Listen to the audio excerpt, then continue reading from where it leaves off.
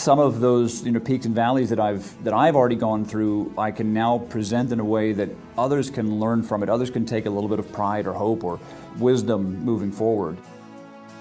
In 2005, Hans Rueffert, a professional chef, was diagnosed with gastric cancer just one day before his 33rd birthday.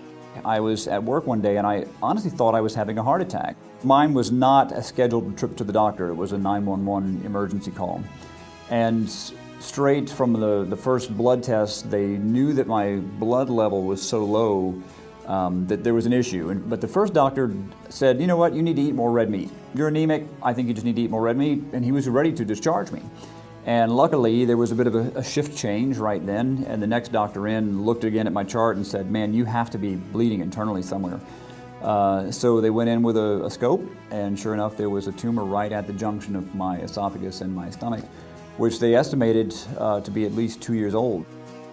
I guess the initial reaction was thinking about my children, because we had kind of painted cancer, which is true, but we'd sort of painted it to be the boogeyman, describing to a 5-year-old and a 2-year-old was this horrible, horrible disease. And so we painted a very accurate picture of cancer being this horrible thing.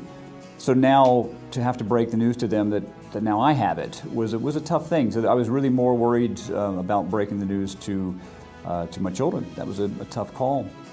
This journey, which is going to be a tough one, and I would never pretend that that's anything but the truth, but there are definitely some things that you can learn from the people before you. So if you've been recently diagnosed with gastric cancer, there are some things I think that help you moving forward. And the absolute number one on the list is to find somebody else that has gone through this. Find a mentor, find a coach.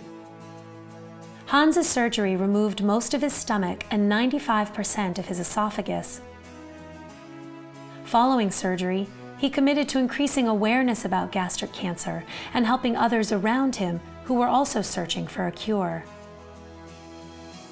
Hans also found resources including the Gastric Cancer Foundation, which launched the first gastric cancer registry in partnership with Stanford University Medical School. The registry collects significant data about people with stomach cancer. This information includes lifestyle, family health histories, and environmental factors, as well as physical samples of the tumors themselves. These data have fueled research and are essential to researchers' understanding of the disease. Every bit of information helps. Worldwide, researchers are using information from the registry to better understand, study, and eventually, hopefully cure the disease.